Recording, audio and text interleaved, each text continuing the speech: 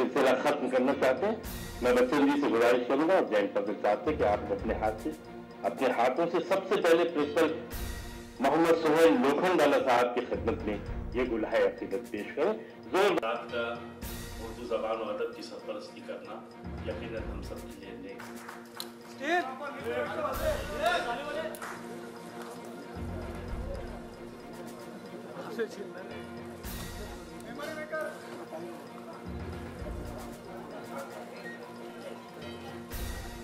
अंधेरे जाते नहीं सिर्फ सोच लेने से,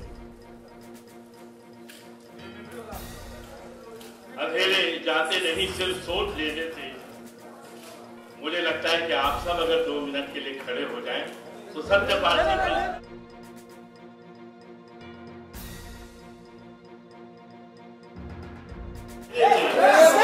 अंधेरे जाते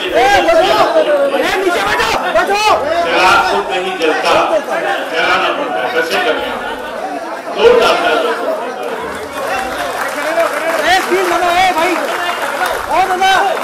जगों के तुम 1000 साल सो चुके हो, जगों के तुम 1000 साल सो चुके हो, जगों के तुम 1000 साल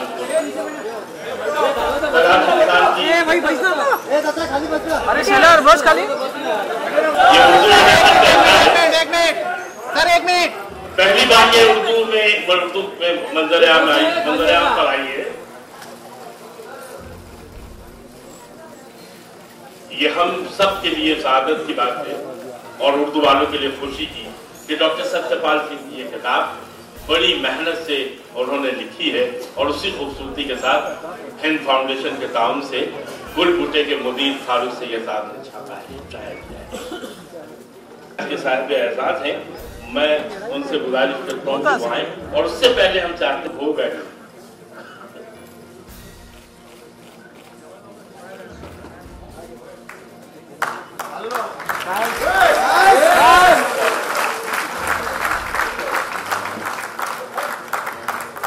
सैयद जमशेद साहब से मैं गुजारिश कर रहा हूँ, सैयद जमशेद साहब माइनॉरिटी फेडरेशन की जानिब से सब उस वक्त यादगार होगा जब आपके हाथों से पेश किया जाएगा।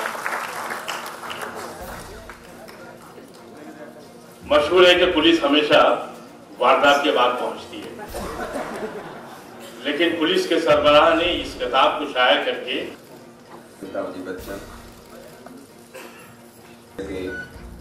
पालक मंत्री श्री जयंतराव पाटिल,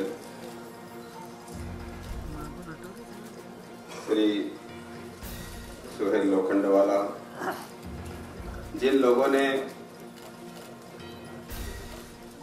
इस किताब को ये अंजाम आज दिया है, मेरे सामने बैठे हुए सभी सज्जनों, हमारे रिटायर्ड पुलिस कमिश्नर, पुलिस अधिकारी, भाइयों बहनों, मीडिया के इतने मित्रों, मैं आपको ये थोड़ा बताना चाहता हूँ। डॉक्टर कासिम इमाम ये कह रहे थे कि इस किताब की शुरुआत कैसे हुई।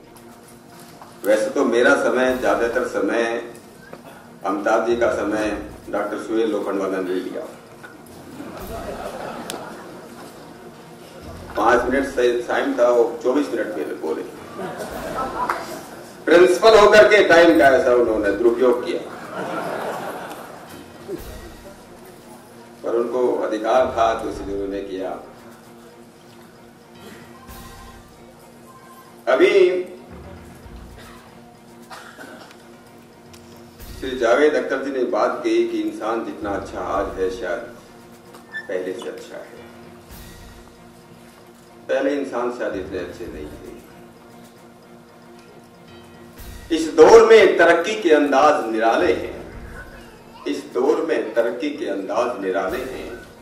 जहनों में अंधेरा, सड़कों पर उजाले हैं, सड़कों पर उजाले। तालियों से इस्तकबाल होना चाहिए इसके पुलिस स्टेशन पर। ये बॉम्बे पुलिस की जानिब से किया जा रहा है, इसमें हमारे फेडरेशन का कोई रोल नहीं है। इसके बाद मैं सैयद जमशेद अली साहब से गुजारिश करूंगा आए। जमशेद भाई ने इस प्रोग्राम में जितनी ज्यादा दिलचस्पी ली है वो यकीनन लायक 27 है। तशरीफ लाए जमशेद भाई प्लीज।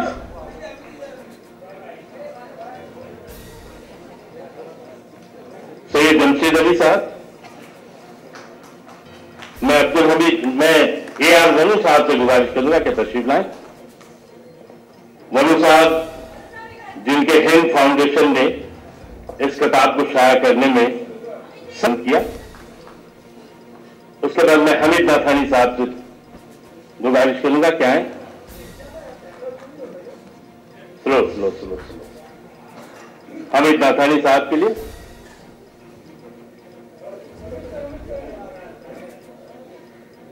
जावेद साहब जानते हैं, फिर भी मैं ये बात बताना चाहता हूं कि बंबई से एक बच्चों का रिसाला निकलता है गुलबुटे, उसके एडिटर जिन्होंने इस किताब को छापा है, मैं उनसे गुजारिश कर रहा हूं कि वो तशरीफ लाएं।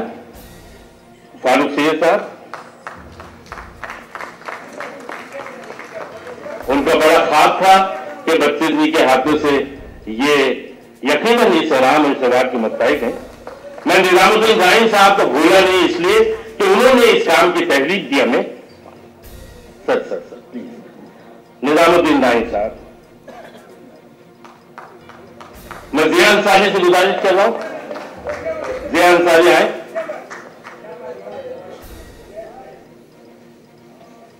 जिया अंसारी के लिए प्लीज, जिया अंसारी के लिए। ये किताब अगर हिंदी से उर्दू के काली में न ढाली जाती तो शायद आज ये इजरा मुमकिन नहीं था। मैं मोहतरमा शीरीन दलवी से गुजारिश करूंगा कि वो आए, शीरीन दलवी, और मोहम्मद अकलीम साहब से गुजारिश है दोनों साथ आए। शीरीन दलवी और मोहम्मद अकलीम साहब आ जाए प्लीज। मोहम्मद अकलीम साहब हैं तो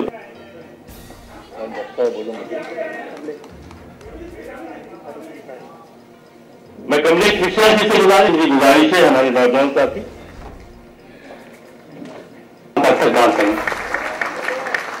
कि जावेद साहब ने एक 100 साल बना रहे हैं, इन 100 सालों में 40 साल आपके नाम मंसूब है। आज इसी 40 साल का जश्न भी हम मनाएंगे, और वो 70 साल का जश्न भी जो 3 दिन पहले हमने इनकी सालगिरह के मौके पर अमल किया था। मैं आखिरी बात कह के विदा लूंगा। कहते हैं कि 100 चांद भी चमकेंगे तो क्या बात बनेगी, 100 चांद भी चमकेंगे तो क्या बात बनेगी, तुम आओ तो इस रात की औकात बनेगी।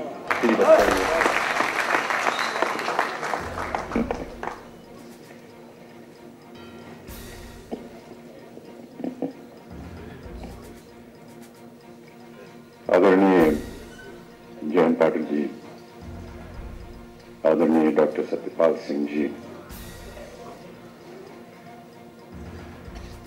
आदरणीय जावेद साहब, कहने में थोड़ी सी तकलीफ हो रही है मुझे, क्योंकि जावेद साहब न केवल राज्यसभा के सदस्य हैं, एक प्रख्यात लेखक भी हैं, लेकिन मैं इन्हें अपना एक बहुत ही अजीम मित्र मानता हूं और हमेशा मानता रहा हूं। और उस बात को कहने में मुझे जरा भी कष्ट नहीं हो रहा है कि मेरे फिल्मी जीवन में और इस सफर में अगर किसी का सबसे महत्वपूर्ण हाथ रहा है तो वो जावेद साहब का रहा।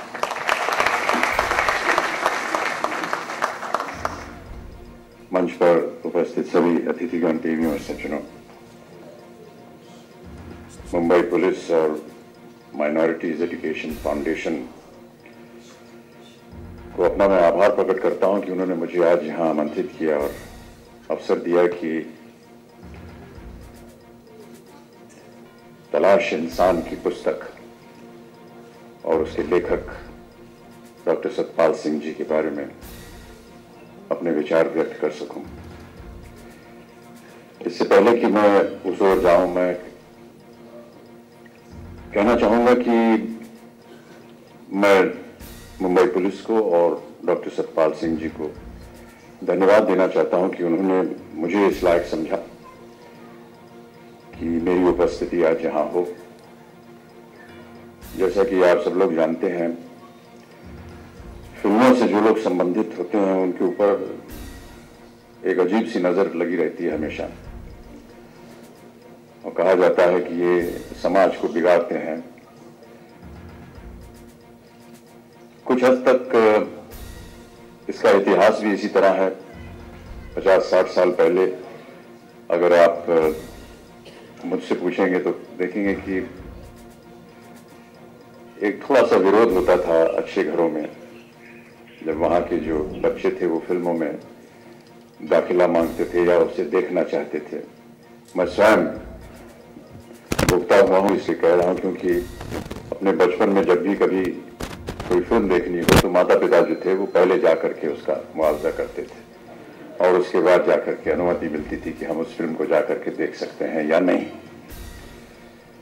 आज इस मंच पर आपने मुझे बुला करके मुझे बहुत गौरवान्वित किया है और मैं अपना आभार प्रकट करना चाहता हूं।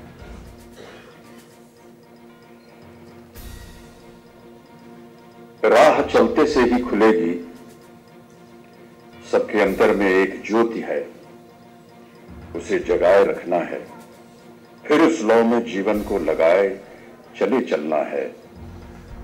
चलता जा, राह का अंत न नाप राही, तुझे तो चलना ही चलना है। प्रस्तुत पंक्तियों की सार्थकता और उसका संपूर्ण निर्वाह यदि देखना व परखना हो तो उसका एक श्रेष्ठ उदाहरण है डॉक्टर सतपाल सिंह और उन्हीं के हाथों की रचित उनकी अनुपम कृति तलाश इंसान की। वैदिक युग से लेकर के वैज्ञानिक युग तक, सूरज से लेकर सागर तक व धरती से लेकर अंबर तक की व्याख्या एक निर्भीक व संवेदनशील पुलिस अधिकारी की कलम से बहुत ही सहजता से बह चली है। प्रस्तुत कृति 4 तरह के भावों के विचारों की अभिव्यक्ति इस तरह करती है जैसे जीवन के 4 पुरुषार्थ।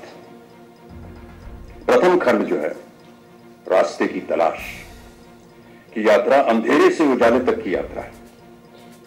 इस यात्रा में लेखक सत्यपाल जी पाठकों से साक्षात करते हुए पूछते हैं कि चलते रहो, चलते रहो, चलने से ही मधु मिलता है। और दोस्तों, चलते तो सभी हैं, फिर दुनिया में अंतर क्यों, दुख और अशांति क्यों, मार काट और दंगे क्यों? और ये पाठकों के सामने बहुत से प्रश्न चिन्ह छोड़ जाता है और उसे विवश करता है कि यह सोचने पर कि अर्थपूर्ण जीवन उन मूल्यों में है जिनको शायद हमने बिसार दिया है। लेखक सत्यपाल जी ने बड़ी सहजता से वेद, दर्शन, उपनिषद और भगवद गीता के संदेश को अपनी इन पंक्तियों में समेट लिया है कि जिसने मृत्यु को जान लिया, जिसने मृत्यु को जान लिया उसी ने जीवन को समझा, जिसने मौत को याद रखा उसी ने जिंदगी जीने की अदा जानी। वैदिक धर्म के साथ साथ सतपाल जी पारसी, उर्दू, बौद्ध, जैन, ईसाई, इस्लाम, सिख धर्म की चर्चा करते हुए एक साध प्रस्तुत करते हैं कि हर धर्म शांति, सहिष्णुता, प्रेम व मानवीयता का ही संदेश देता है। उनकी प्रतिबद्धता किसी एक विचार, किसी एक व्यक्ति या किसी एक धर्म से नहीं है, बल्कि समूचे जीवन व समस्त मानव जाति से। कृति के दूसरे खंड जो है उसका शीर्षक रखा है इंसान की तलाश में। इसी संवेदना की अभिव्यक्ति हुई है जिसमें लेखक पूरी तरह प्रासंगिक नजर आता है। मानव निर्माण के साथ ही साथ प्रकृति के निर्माण की चिंता भी लेखक को व्यथित करती है। हम मनुष्यता की रक्षा के लिए धर्म निरपेक्षता की बात करते हैं। सतपाल जी के लेखन के मूल में वो धर्म निरपेक्षता है जो साथ चलने व साथ पलने में विश्वास करती है। और उनका यह विश्वास है कि भाषा, वर्ण, वर्ग की सारी भिन्नताओं के बावजूद इस देश का मानस एक है और हमारी राष्ट्रीयता व देशभक्ति हमारी सांझी संपत्ति है। उन्होंने अपने पुस्तक में ये लिखा, उसे मैं एक बार फिर दोहराना चाहूंगा। हालांकि सतपाल जी ने उसके बारे में थोड़ा सा वर्णन किया था अपने भाषण में। वो कहते हैं कि क्या अजीब बात है, इतने धर्म, इतने महापुरुष, इतने गुरु, इतने धर्म ग्रंथ, इतने तीर्थ स्थल, फिर भी इंसान सही रास्ते की तलाश में परेशान है। और यहां पर उन्होंने फिराक साहब की एक शब्दों से बताया है कि हजारों हिज्र पैदा कर चुकी है नस्ल आदम की, हजारों हिज्र पैदा कर चुकी है नस्ल आदम की, ये सब तस्लीम, लेकिन आदमी अब तक भटकता है।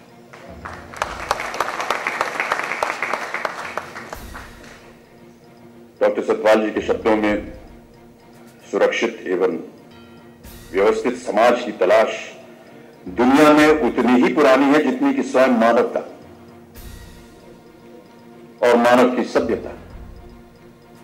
रचना की तीसरा खंड जो है वो सुरक्षा की तलाश में, इन्हीं भावनाओं व विचारों को उसमें उकेरा गया है, जिसमें राम राज से लेकर के आतंक राज व सुरक्षा व शांति के प्रमुख जिम्मेदार पुलिस की भूमिका का बयान किया गया है।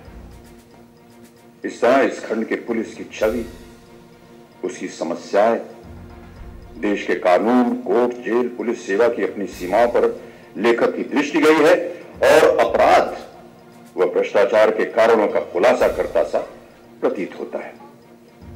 उनका कहना है कि मित्रों, आओ सुरक्षा के इस पवित्र यज्ञ में हम समर्पित भाव से अपनी आहुति दें,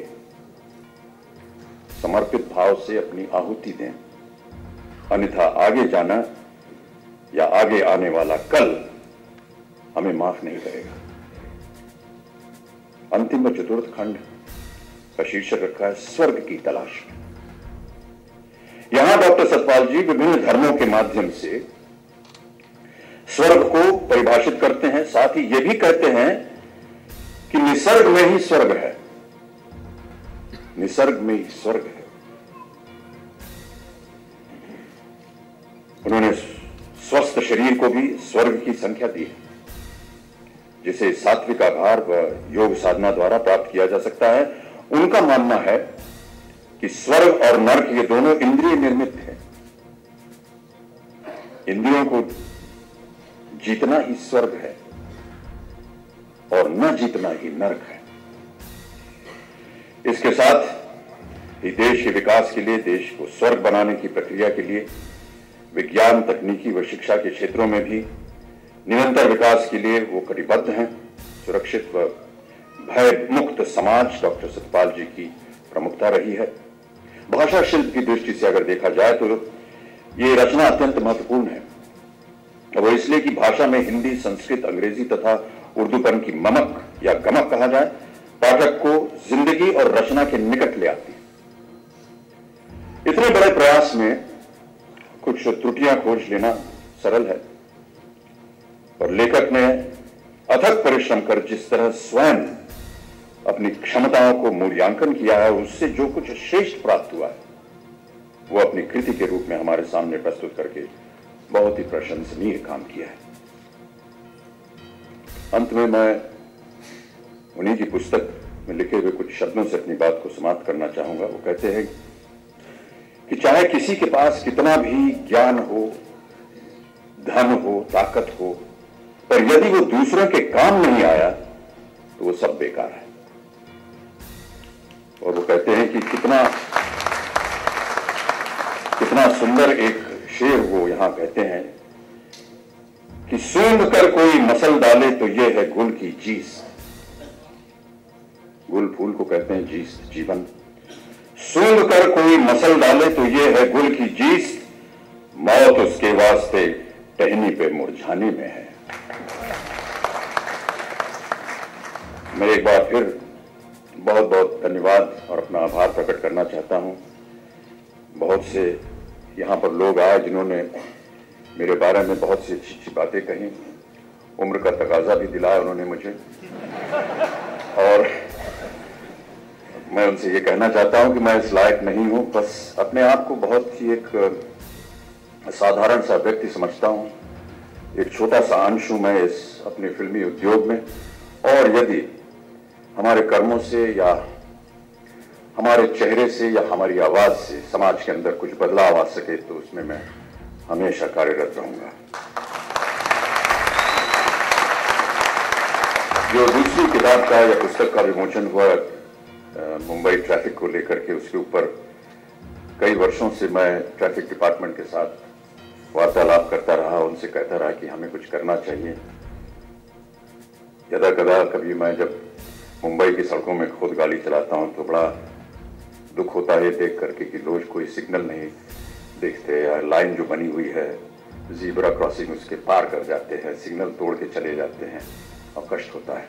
और कई सालों से मैं उनसे कह रहा हूं कि आप हमारी आवाज़ को, हमारे चेहरे को इस्तेमाल कीजिए ताकि हम कुछ बना सकें और समाज को सिखा सकें। आज जब पुस्तक बनी और अभी जब हम यहाँ इंतज़ार कर रहे थे मंच पर आने के लिए, तो भजनकर साहब ने कहा कि ये पुस्तक है और आज इसका विमोचन आपको करना है, और ये मैं इसलिए कह रहा हूँ क्योंकि मैं आपके ऊपर दबाव डालने के लिए कर रहा हूँ ताकि जो आपने वचन दिए हैं उसको आप पूरा करें। तो मैंने उनसे कहा कि दबाव तो मैं आप पे डाल रहा हूँ, आप कुछ कर ही नहीं रहे हैं। तो मैं उम्मीद करता हूँ कि बहुत जल्द हम सब मिल करके एक कुछ ऐसी एडवर्टीजमेंट करेंगे या अपनी बातें व्यक्त करेंगे ताकि जो मुंबई का ट्रैफिक सिस्टम है वो सुधर सके। एक बार फिर आप सब लोगों का अनेक अनेक धन्यवाद।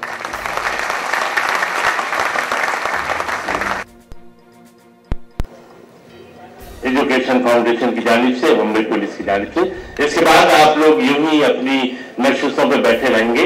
National anthem